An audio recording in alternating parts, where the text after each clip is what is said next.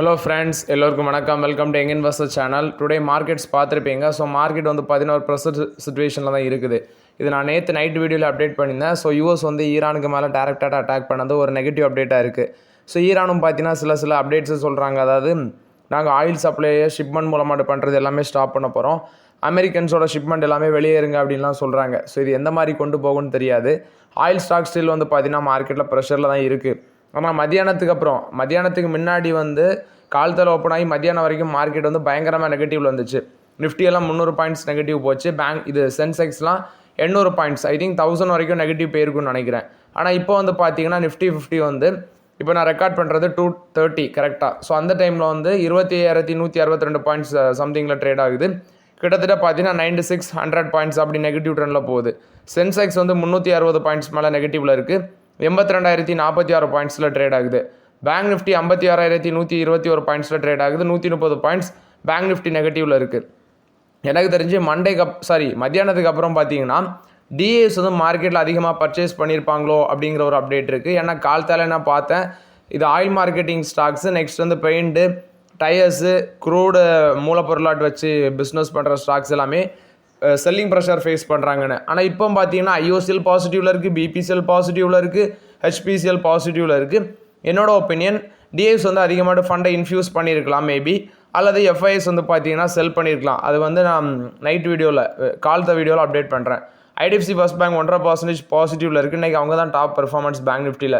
Punjab national bank 1% பாசிட்டிவில் இருக்குது. Canara bank, bank of Baroda, ஏவ் small finance bank, IndusInd bank, Kotak Mahindra bank, Federal bank, Axis bank, Federal bank வரைக்கும் பாசிட்டிவில் இருக்குது. Axis bank, ICICI bank, State Bank of India, HDFC bank, இந்த 4 பேங்க்கும் பார்த்தீங்கன்னா ஒரு ஃப்ளாட் நெகட்டிவ் ட்ரெண்டில் ட்ரேட் ஆகிட்டு இருக்குது. ஸோ பேங்க் நிஃப்டியும் நெகட்டிவ் ட்ரெண்டில் தான் இருக்குது. இது வந்து எஃப்ஐஎஸ்டிஎஸ் டேட்டா கிடச்சா தான் நமக்கு தெரியும் என்ன நடந்திருக்குன்னு சொல்லி. மத்தியானத்துக்கு வரைக்கும் மார்க்கெட் பார்த்தீங்கன்னா நல்ல நெகட்டிவில் வந்துச்சு. என்னோட போர்ட்ஃபோலியோவே கிட்டத்தட்ட 1.15%, 1.25% நெகட்டிவில் வந்தது. கடைசியில் இப்போ ஒரு ஃப்ளாட் நெகட்டிவ் வந்துடுச்சு. எனக்கு தெரிஞ்சு டிஎஸ் மேபி நல்லா பை பண்ணியிருக்கலாம். வெயிட் பண்ணி பார்க்கலாம் என்ன நடந்திருக்குன்னு. நெக்ஸ்ட்டு ஃபஸ்ட்டு பார்த்தீங்கன்னா ட்ரெண்டு, டாடா குழுமத்தோட ட்ரெண்ட் இன்றைக்கி நல்ல பர்ஃபார்மன்ஸ் கொடுத்துருக்கு. மார்க்கெட்டில் 4.5% பாசிட்டிவில் இருக்குது. 6210 ரூபா போனது இப்போ 6149 ரூபா ட்ரேட் ஆகுது. இதில் என்னென்னு பார்த்தீங்கன்னா நிறைய ப்ரோக்கரேஜஸ் ஃபார்ம்ஸ் வந்து பாசிட்டிவ் அப்டேட்லாம் கொடுத்தாங்க. இது போக நோம் ஆல்டர்னேட்டிவ் குவான்டிட்டிவ் ரிசர்ச் வந்து சொல்லியிருந்தது. இவங்க பிஎஸ்சி சென்செக்ஸில் இடம் பிடிக்கிறதுனால ஒரு $330 மில்லியன் வந்து இவங்களுக்கு பேசிவ் இன்ஃப்ளோ இருக்கும். அது இல்லாமல் இன்றைக்கி ஆவரேஜ் டெய்லி வால்யூமே வந்து 5.8 டைம்ஸ் இருந்திருக்கு. அந்த பேசிஸில் பார்த்தீங்கன்னா அந்த பங்கு 4% மேலே போயிருக்கு. பட் ரொம்பவே எக்ஸ்பென்சிவ். இதோட வேல்யூவேஷன் பி ரேஷியோ பார்த்தீங்கன்னா 141 இருக்குது. இன்றைக்கி வந்து 141 காட்டுது. ரொம்பவே எக்ஸ்பென்சிவ். அதனால் நம்ம இப்போதைக்கு இல்லை டச் பண்ண முடியாது. ஸோ இது வந்து ட்ரெண்ட் ஸ்டாக்கை பொறுத்த வரைக்கும் அப்டேட்டு ஆல்ரெடி இருக்குன்னா ஹோல்ட் பண்ணிக்கோங்க. நெக்ஸ்ட்டு பார்த்தீங்கன்னா பிஎஸ்சி இன்றைக்கி ஒரு 3.5% மேலே பாசிட்டிவில் இருக்குது. 2786 ரூபா ட்ரேட் ஆகிட்டு இருக்காங்க. இதுவும் ரொம்பவே வேல்யூஷன் ஜாஸ்தி. இன்றைக்கி பிஎஸ்சி நல்ல பர்ஃபார்மன்ஸு. இண்டிகோவும் பிஎஸ்சியும் பார்த்தீங்கன்னா நிஃப்டி 50ல் ஜாயின் பண்ண போகிறாங்க. அதாவது நெக்ஸ்ட்டு ரீஷஃபில் நடக்கும் நிஃப்டி 50ல். அந்த டைமில் வந்து பிஎஸ்சியும் இண்டிகோவும் ஜாயின் பண்ண போகிறாங்க. இண்டஸ்இண்ட் பேங்கும் இவங்க ஹீரோ மோட்டார் காப்பும் பார்த்தீங்கன்னா வெளியே போகிறாங்க அப்படிங்கிற அப்டேட்டை சொல்லியிருக்காங்க. இதனால ஹீரோ மோட்டார் காப்பு 2% நெகட்டிவில் இருந்துச்சு. இண்டஸ்இண்ட் பேங்க் ஃப்ளாட் பாசிட்டிவில் இருக்குது. இன்டர்குளோப் ஏவியேஷன் ஒரு ஃப்ளாட் பாசிட்டிவில் இருக்குது. பட் பிஎஸ்சி வந்து ஒரு நல்ல பர்ஃபார்மன்ஸில் இருக்கிறாங்க. மார்க்கெட்டில் உள்ளே வரது வந்து நிஃப்டி 50க்குள்ளே உள்ளே வரது பிஎஸ்சியும் இண்டிகோவும், வெளியே போகிறது இண்டஸ்இண்ட் பேங்கும் ஹீரோ மோட்டார் காப்பும். நெக்ஸ்ட்டு பார்த்தீங்கன்னா மார்க்கெட்டில் ஹீரோ மோட்டார் காப், பஜாஜ் ஆட்டோ, டிவிஎஸ் மோட்டார் இதெல்லாமே இன்றைக்கி 2-3% வரைக்கும் விழுந்துருந்துச்சு. என்ன அப்படின்னு சொல்லி பார்க்கும்போது டிரான்ஸ்போர்ட் மினிஸ்ட்ரி வந்து பார்த்தீங்கன்னா ஆன்டி லாக் பிரேக்கிங் சிஸ்டம் வந்து இன்ட்ரடியூஸ் பண்ணிட்டாங்க. அது வந்து மேண்டட்டரி அப்படின்னு சொல்லியிருக்காங்க எல்லா புதிய ஸ்கூட்டர்ஸுக்கும், மோட்டார் சைக்கிள்ஸுக்கும். இதனால் ஒரு யூனிட்டுக்கு இப்போ இந்த பைக் கம்பெனிஸ்லாம் பைக் ப்ரொடக்ஷன் பண்ணுறாங்கன்னு வைங்களா, இந்த ஆன்டி லாக் பிரேக்கிங் சிஸ்டம்னால குறிப்பாட்டு ஒரு யூனிட்டுக்கு 3000 வரைக்கும் பார்த்தீங்கன்னா ப்ரைஸ் காஸ்ட் இன்க்ரீஸ் ஆகலாம். இவங்க மேனுஃபேக்சர் பண்ணும்போது 3000 வரைக்கும் பார்த்தீங்கன்னா ப்ரைஸ் காஸ்ட் இன்க்ரீஸ் ஆகலாம். ஓவராலாட்டு ஒரு வெஹிக்கிள்ஸுக்கு 3 to 5% வரைக்கும் இது பேர்டனை, அதாவது ஹெவி வெயிட், குறிப்பாட்டு காஸ்ட்டை வந்து இன்க்ரீஸ் பண்ணலாம் அவங்க மேனுஃபேக்சர் பண்ணும்போது அப்படின்னு சொல்லியிருக்காங்க. இதனால் டிமாண்டை ஹட் பண்ணும் அப்படிங்கிற பேசிஸில் வந்து பார்த்தீங்கன்னா இந்த பங்குகள் எல்லாமே விழுந்திருக்குது. அதாவது புதுசாட்டு மேனுஃபேக்சர் பண்ண ஸ்கூட்டர்ஸ், 2 வீலர்ஸ் இது வந்து ஆன்டி லாக்கிங் பிரேக்கிங் சிஸ்டம்ங்கிறது மேண்டட்டரி அப்படின்னு சொல்லியிருக்கிறாங்க. இப்போ நீங்கள் மார்க்கெட் ஷேர் எடுத்து பார்க்கும்போது ஃபினான்ஷியல் 25ல் 125cc கேட்டகரியில் எடுத்து பார்த்தீங்கன்னா 85% ஆஃப் த டொமஸ்டிக் சேல்ஸ் அதுதான் போயிருக்குது. 125cc தான் 1.69 crore units. IC motor cycle 92.6 lakh units, scooter வந்து 71 லட்சம் யூனிட்ஸ் பெருக்குது டொமஸ்டிக் சேல்ஸில். இதில் ஹீரோ மோட்டருக்கு தான் ஹையஸ்ட் எக்ஸ்போஷர் இருக்குது. 99% வால்யூம்ஸ் அவங்களுக்கு தான் இருக்குது. 86% டிவிஎஸ் மோட்டார், 72%ங்கிறது பஜாஜ் ஆட்டோ. ஸோ இந்த பேசிஸில் டிரான்ஸ்போர்ட் மினிஸ்ட்ரியோட இந்த உத்தரவுனால வந்து பார்த்தீங்கன்னா இந்த மோட்டார் பங்குகள் எல்லாமே இன்றைக்கி விழுந்திருக்குது மார்க்கெட்டில். Next power finance corporation REC limited. Actually உங்களுக்கு வந்து பார்த்தீங்கன்னா பைக்கால் கொடுக்குறாங்கிற ப்ரோக்கரேஜஸ் ஃபர்ம்ஸ். ஆல்ரெடி நான் அப்டேட் பண்ணியிருந்தேன். ஆர்பிஐ வந்து இந்த இன்ஃப்ராஸ்ட்ரக்சர் ப்ராஜெக்ட்டுக்கு கார்பரேட் லோன்ஸ் கொடுக்கறதுக்கான அந்த வேயை வந்து பார்த்தீங்கன்னா ஈஸி பண்ணியிருக்கிறாங்க. ஆர்பிஐ நாம்ஸ் பண்ணி அதை வந்து ஈஸியர் பண்ணியிருக்கிறாங்க. மோட்டிலால் ஓசோல் வந்து பை ரேட்டிங் கொடுக்குறாங்க. ஃபஸ்ட்டு ஆர்இசி லிமிடெட் இவங்களுக்கு 460 ரூபா டார்கெட் ப்ரைஸ் சொல்கிறாங்க. நெக்ஸ்ட்டு இவங்க பவர் ஃபினான்ஸ் கார்பரேஷன் 411 ரூபாவில் ட்ரேட் ஆகிட்டு இருக்கு இன்றைக்கி மார்க்கெட்டில். ஃப்ளாட் பாசிட்டிவில் இருக்குது. இவங்களுக்கு 485 ரூபா பார்த்தீங்கன்னா டார்கெட் ப்ரைஸ் சொல்லியிருக்காங்க. இது பவர் ஃபினான்ஸ் கார்பரேஷன் ஆர்இசி லிமிடெடை பொறுத்தவரைக்கும் அப்டேட்டு. எஸ் பேங்க் இன்னைக்கு மார்க்கெட்டில் ஃபோக்கஸில் இருந்துச்சு. ரிலையன்ஸ் இன்ஃப்ராஸ்ட்ரக்சர் ஒரு 273 கோடி ஜேஆர் டோல் ரோட் லோன் வந்து பார்த்தீங்கன்னா உங்களுக்கு கொடுக்க வேண்டிய இருந்துச்சு.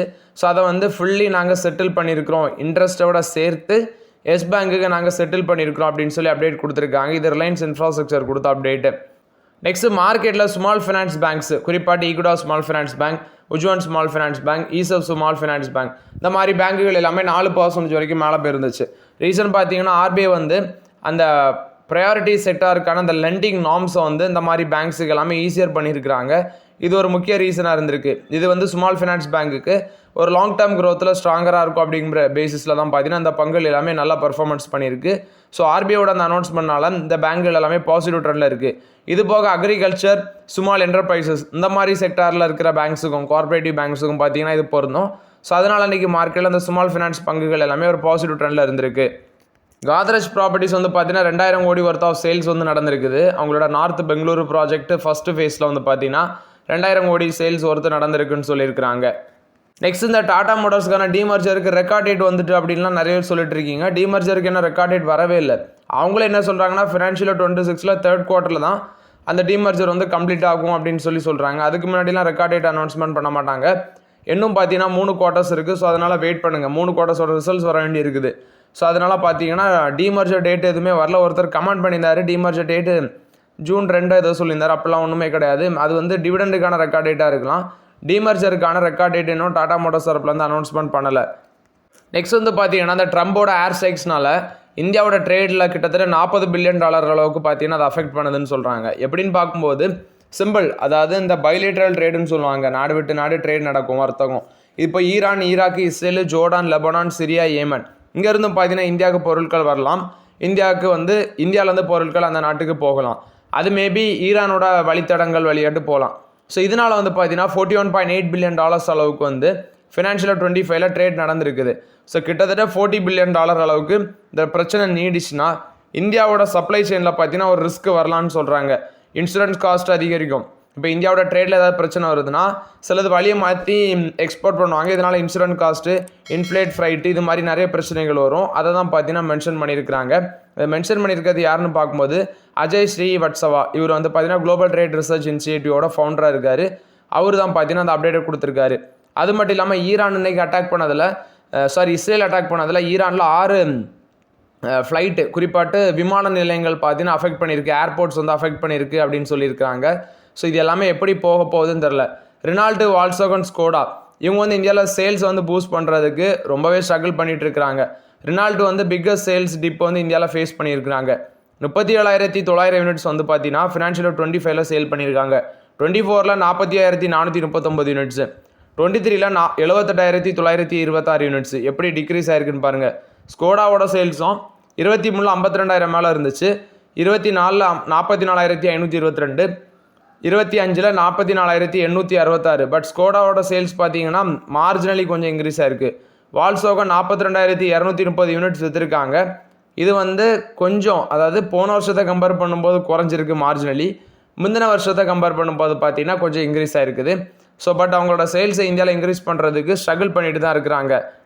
நெக்ஸ்ட் வந்து பார்த்தீங்கன்னா பாரத் ஃபோர்ஜ் இவங்களுக்கு ஒரு டிஃபென்ஸ் ஆர்டர் கிடச்சிருக்கு. இந்த ஆர்மி ப்ரொக்யூர்மெண்ட் டெண்டரில் வந்து குறிப்பாக அவங்களோட சப்சிடரி கல்யாணிக் ஸ்ட்ராட்டஜிக் சிஸ்டம் மூலமாட்டு வந்து பார்த்தீங்கன்னா DRDO மூலமாட்டு இவங்களுக்கு ஒரு ஆர்டர் கிடச்சிருக்கு அப்படின்னு சொல்லி மென்ஷன் பண்ணியிருக்கிறாங்க. லோவஸ்ட் பிட்ராக இருந்திருக்காங்க. ஆர்மி ப்ரொக்யூர்மெண்ட் டெண்டரில் லோவஸ்ட் பிட்ராக இருந்து கிட்டத்தட்ட அதோட வேல்யூ வந்து 2000 கோடின்னு சொல்கிறாங்க.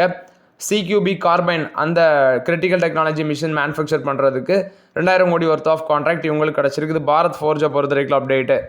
நெக்ஸ்ட்டு பார்த்தீங்கன்னா ஓலா அன்னைக்கு ஃப்ரெஷ் 50 வீக் லோ அடிச்சிருக்குது. ஆக்சுவலி இவங்க வந்து 43 ரூபா வரைக்கும் இன்றைக்கி வந்துச்சு. இப்போ 43.50 காசு சம்திங்கில் ட்ரேட் ஆகுது. ரொம்பவே போரான ஸ்டாக்கு, பெர்ஃபார்மன்ஸும் ரொம்பவே வீக்காக இருக்குது. 158 ரூபா போனது இப்போ 43 ரூபாய்க்கு வந்துடுச்சு.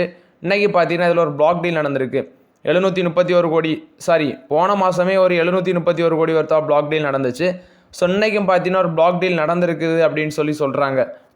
0.8% அளவுக்கு பார்த்தீங்கன்னா அவங்களோட டோட்டல் ஈக்விட்டியில் 0.8% அளவுக்கு இன்றைக்கி ஒரு பிளாக் டீல் நடந்திருக்குன்னு சொல்லியிருக்கிறாங்க. போன மாதம் தான் 3.5% சம்திங் ஒரு பிளாக் டீல் நடந்துச்சு. ஸோ பையர் செல்லர்ஸ் யாருன்னு தெரில, நான் வந்து நெக்ஸ்ட் வீடியோவில் அப்டேட் பண்ணுறேன்.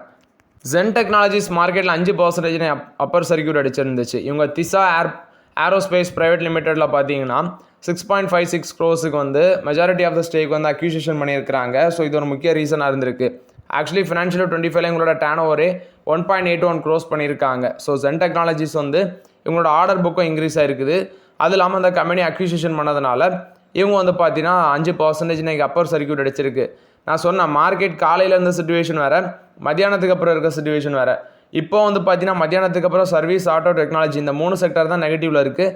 மிச்சம் reality, finance, BSc bank, banking, cement, infra, pharma, consumer, energy, metal, BSc இது எல்லாமே பாசிட்டிவில் இருக்குது. பிஎஸ்சி தான் பார்த்தீங்கன்னா நல்லா பெர்ஃபார்மன்ஸில் இருக்குது. ஐடி ஸ்டாக்ஸ் எல்லாமே நெகட்டிவில் தான் ட்ரேட் ஆகிட்டு இருக்குது மார்க்கெட்டில். ஏன்னா ஆசஞ்சரோட ரிசல்ட்ஸ் வந்ததுக்கப்புறம் ஆசஞ்சரே 7% விழுந்துச்சு. மாதிரி இந்த ஐடி ஸ்டாக்ஸ்லாம் விட்டா வைப்பாங்க, அதுவும் பொத்துன்னு விழுந்திருக்கு. ஃபார்மா ஸ்டாக்ஸில் சில ஃபார்மா ஸ்டாக்ஸ் பாசிட்டிவ் இருந்துச்சு, பாதி ஃபார்மா ஸ்டாக்ஸ் நெகட்டிவில் இருந்துச்சு. ஆட்டோமேட்டிக் கம்பெனிஸும் பார்த்தீங்கன்னா நெகட்டிவில் தான் இருந்துச்சு. சில கம்பெனிஸ் பாரத் ஃபோர்ஜும் இவங்க ஹீரோ அசோக் லேலண்ட் மட்டும் தான் ஒரு ஃப்ளாட் பாசிட்டிவில் இருந்துச்சு. பாரத் ஃபோர்ஜ் டிஃபென்ஸ் ரிலேட்டட் வரதுனால அவங்க பாசிட்டிவில் இருந்தாங்க. என்ன ஒன்றுனா கேஸ் கம்பெனி, ஆயில் மார்க்கெட்டிங் கம்பெனிஸில் ரிலையன்ஸ் நெகட்டிவில் இருந்துச்சு. பிபிசிஎல், ஐஓசி எல்லாம் ஒரு ஃப்ளாட் பாசிட்டிவ் ட்ரெண்டில் இருக்குது. பட் கால்தல நெகட்டிவில் தான் இருந்தாங்க. இது போக வந்து பார்த்தீங்கன்னா NHPC, Bharat electronics limited, national aluminium இந்த ஒரு சில கேஸ் செக்டார் கம்பெனியும் அது மாதிரி டிஃபென்ஸ் செக்டார் கம்பெனியும் பாசிட்டிவில் இருந்துச்சு. ஏன்னா வார் நடக்கிறதுனால இந்த டிஃபென்ஸ் செக்டார் ஸ்டாக்ஸுக்கு ஆர்டர் கிடைக்கும் அப்படிங்கிற பேசிஸில் அது எல்லாமே பாசிட்டிவில் இருக்குது. வால்மார்ட்டோட ஃபோன்பே வந்து இந்தியாவில் நாங்கள் $1.5 பில்லியன் அளவுக்கு ஐபிஓ வருவோம் அப்படின்னு சொல்லி இவங்க அப்டேட் பண்ணுறாங்க. நெக்ஸ்ட் வந்து என்பிசிசி இவங்களுக்கு மீரட் டெவலப்மெண்ட் அத்தாரிட்டிலேருந்து ஒரு ஆர்டர் கிடச்சிருக்கு அப்படின்னு சொல்கிறாங்க. 296.53 கோடி ஒர்த் ஆஃப் ஆர்டர் கிடச்சிருக்குது. இது என்பிசிசிக்கு ஒரு positive update. Mangaluru refinery and petrochemicals இந்த ஷேர் நைக்கு பொத்துன்னு மேலே போச்சு. 6% 144 ரூபா மேலே போச்சு. இது வந்து ஆக்சுவலி ட்ரேடிங் வால்யூம்ஸ்னால தான். இது வந்து ட்ரேடிங் அதிக அளவில் ட்ரேட் நடந்த பேசிஸில் தான் இது மேலே போயிருக்கு, ஹெவி வால்யூம்ஸில். மற்றபடி பாசிட்டிவ் நியூஸ் எதுவுமே இது பக்கம் இருந்த மாதிரி தெரியல. இது மங்களூர் ரிஃபைனரி பெட்ரோகெமிக்கல்ஸை பொறுத்த வரைக்கும் update. So okay friends, actually இன்றைக்கி மார்க்கெட் பெருசாக நெகட்டிவ் போகணுன்னு தான் நினச்சோம். பட் நெகட்டிவ் போயிருக்குது. ஆஃப்டர்நூனுக்கு அப்புறம் டிஎஸ் வந்து மேபி நிறைய பை பண்ணியிருப்பாங்கன்னு நினைக்கிறேன். ஸோ மார்க்கெட் 6 மணிக்கு வந்து டீட்டெயில்ஸ் கிடைக்கும். நம்ம வந்து பார்த்தாலே தெரிஞ்சிடும் யார் அதிகமாக பை பண்ணியிருக்காங்க, யார் அதிகமாக செல் பண்ணியிருக்காங்கன்னு. ஸோ ஓகே ஃப்ரெண்ட்ஸ், இந்த வீடியோ உங்களுக்கு பயனுள்ளதாக இருக்குன்னு நினைக்கிறேன். பயனுள்ளதாக இருந்துச்சுன்னா லைக் பண்ணுங்கள், சப்ஸ்கிரைப் பண்ணுங்கள், கமெண்ட் பண்ணுங்கள். Okay friends, thank you.